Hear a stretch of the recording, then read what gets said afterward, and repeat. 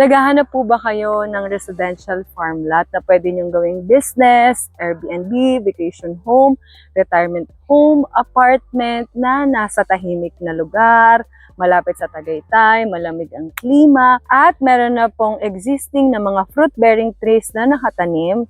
Ito na po ang hinahanap nyo. At for sure, makakatag po kayo dito po ng katahimikan if gusto nyo po ng magbakasyon or gusto nyo pong mag-unwind. Perfect po ito sa inyo. So, hindi po kayo mag-worry kung may interest po kasi wala po tayong interest at pwede po yun ng hulugan. Ito po yung entrance ng ating property. So, along cemented road po siya. Ito pong road na nilalakaran po natin ay isa-cement po, lalagyan ng drainage at lalagyan din po ng solar powered lights. Meron na po mga existing fruit-bearing trees po. Kaya sure na sure po kung gagawin niyo po siyang farm or vacation home or retirement home, maganda po yung lot natin dito and yung lupa po. Isa din sa pinakamaganda dito kay Orchard Farm, guys, is flat na lupa siya. Hindi siya may aangat, may bababa. Lalo na po ngayon na yung municipal po ng Alfonso ay kanila pong pinopromote ang tourism dito and ang pag-i-invest ng property dito sa Alfonso, Cavite. Isa rin po ito sa way para hindi po matalo ng inflation ang inyo pong pera. Sa 12 years po natin sa real estate, marami na po tayong na-assist na clients na magkaroon po ng sarili nilang property. I-assist ko po kayo from reservation payment to down payment to amortization and kahit po ma-turnover po sa inyo itong property.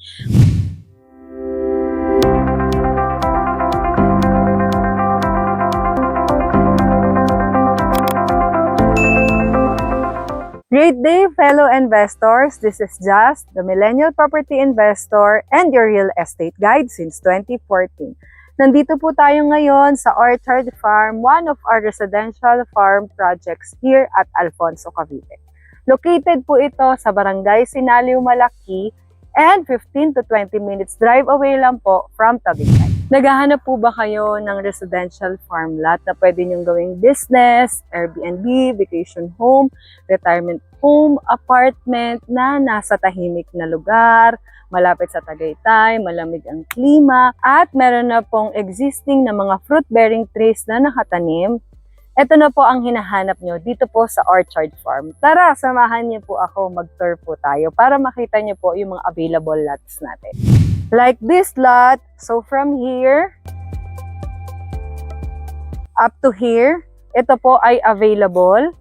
So, ang atin pong mga sukat ng lots na available dito ay minimum 363 square meters up to 751 square meters. Meron po tayo dito. Like this po, ito po ay prime lot na located along cemented barangay road na po. Pero meron din po tayong mga lots na meron din pong right of way dahil meron po tayo doon na 6 meters wide po na cemented road na gagawin sa loob ng ating residential farm lot. Samahan niyo po ako, punta rin tayo doon later. Ito po yung ilan sa mga fruit-bearing trees na meron na tayo dito na existing na nakatanim. Meron po tayo ditong coconut. May langka po. Meron na rin po tayo dito mga banana trees.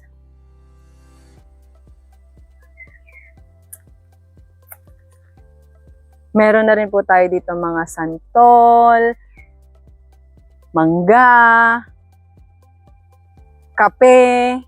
Yan. Kilala po ang Amadeo at Alfonso na nagpo-produce ng mga coffee. May papaya din po tayo dito na may mga bunga na rin po.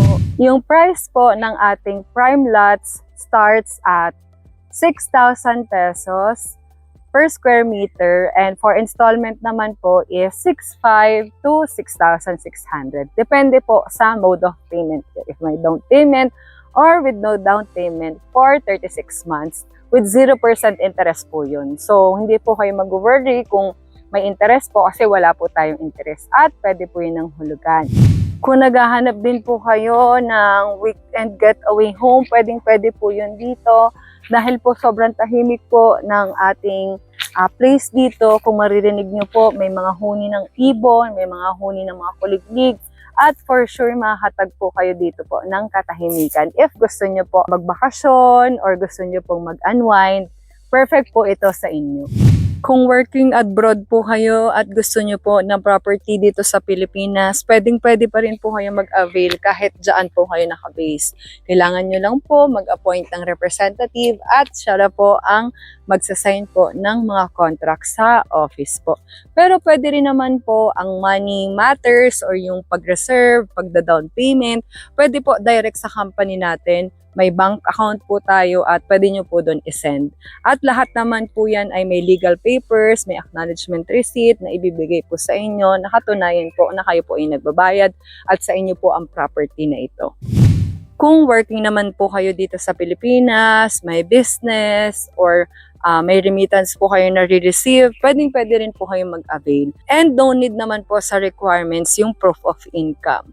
Kailangan lang po is yung ating mga primary requirements ang ating i-submit po. At yun po ay i-assist ko po kayo from reservation payment to down payment to amortization and kahit po ma-turnover po sa inyo itong property. Sa 12 years po natin sa real estate, marami na po tayong na-assist na clients na magkaroon po ng sarili nilang property, may house and lot, may lots po, at nakakatawa kasi iba po matagal na nakatira sa property nila, yung iba marami na pong nagawa doon sa property nila, at yung iba nagawa na rin po nilang business yung mga properties nila, nag-earn na po sila ng income doon. Kaya kung kayo po, matagal na po kayong nagbe-business, nag-work, nag-earn ng income pero wala pa po kayong property, message nyo lang po kami, tutulungan po namin kayo magkaroon ng sarili nyong property. To our client from US po and to your husband, ito po ipapakita namin sa inyo, itutur po namin kayo doon sa pinagpipilian nyo pong dalawang lot na lot 20. Ito po ay 363 square meters. So, prime lot po ito dahil along barangay road na cemented na po. Hanggang dito po siya. So hanggang doon po yan sa half po nung kabilang lot. Ayan, dito po meron na po tayong langka, may coffees na rin po tayo dito and other fruit-bearing trees po. Kaya hindi po kayo mag-iisip or hindi po kayo mag-aalala na kung mataba ba yung lupa dito kasi may mga existing na po na fruit-bearing trees. Ibig sabihin po, mataba po talaga yung lot, pwede po siya for farming, and perfect po siya for vacation home dahil maaliwalas po dito. Tara, punta naman po tayo sa kabila po. Bali yung ating orchard farm po is from there, sa Barangay Road po, up to there. Yan, sama ko po kayo. Up to there po siya sa may temporary fence. Ito po yung entrance ng ating property. So along cemented road po siya. From Barangay Road po natin. Yan. Yung unang lot po natin dito sa left side ay sold na. Nagpalagay na po siya ng temporary fence. Yan. So, ito po ay may existing na rin na punong kahoy. May coconut trees, buko po. At saka may langka na may mga bunga na rin po. At saka ito pa, langka din po yan. And mga coffee. So, ito po, pwede nyo rin po yan gawin. Pag nag-reserve po kayo at nakapag-down payment or nakapag-start po kayo ng monthly amortization nyo na without interest po. So, ito po ay malaki rin yung lot niya pag lagyan nyo na po ng bakod. Ito pong road na nilalakaran po natin ay isa-cement po, lalagyan ng drainage at lalagyan din po ng solar powered lights pag turnover po sa atin. So, mapapansin nyo po ang daming coffee na nakatanim. Marami rin pong fruit-bearing trees. Ang daming langka, buko, coconut. Yan, kaya sure po na mataba ang lupa dito. Hello again, ma'am, and to your husband, our client from USA. Ito po yung isa sa lot po na inyong pinagpipilian. This is lot 19, 400 square meters po to, along cemented road po na gagawin dito sa loob ng orchard. So from here po up to there, yun po yung 400 square meters. Puntahan po natin mamaya yung end po ng ating lot. So dito po sa ating lot 19, meron na po tayo ditong coconut trees, coffee, and meron pa po tayong langka. Ayan, meron din po tayong mga vines na halaman dyan, and other fruit-bearing trees po. Mataba rin po yung lupa dito kasi Meron na po mga existing fruit-bearing trees po. Kaya sure na sure po kung gagawin niyo po siyang farm or vacation home or retirement home, maganda po yung lot natin dito and yung lupa po. So, lahat po ito, pag turnover po sa inyo, kasama na po yung mga trees niyan, yung mga halaman po. Kaya, shaded po ang inyong lupa, hindi po masyadong mainit. So, up to here po siya. Ito po yung mohon natin. Itong lote na to guys, papalad makakabili nito. May avocado. Ang sarap ng bunga niyan. Ang dami 2 puno ng avocado. So, ito naman po yung left side po ng ating orchard farm from the entrance po. And dito po makikita nyo, ayan, ang dami ng bunga. So, kung makikita nyo po, ang dami pong langka dito na marami rin pong bunga. And marami rin po tayong coffee dito. Yan. So, if dito po sa ating inner lots na nandito po sa loob ng ating orchard farm, ang ating price po dito starts at 5,500 per square meter and up to 6,000 to 6,100 per square meter if installment or with down payment po. Pwede po siya. And without down payment, pwede rin po with 0% interest. Payable up to 3 years po yun. So dito po sobrang tahimik, sobrang ganda ng paligid nyo po dito. Kung gusto nyo po ng katahimikan, mag-vacation home dito, weekend get away home, mag-Airbnb, magpatayo ng swimming pool, pwede po dito magpatayo ng apartment or magpatayo ng rental properties, pwede rin po. Lalo na po ngayon na si Alfonso Cavite po, yung municipal po ng Alfonso, ay kanila pong pinopromote ang tourism dito and ang pag-i-invest ng property dito sa Alfonso Cavite. Kaya ano pa pong inaantay nyo? Better po makapag-invest na po kayo ngayon. Our reservation fee starts at 10,000 pesos only.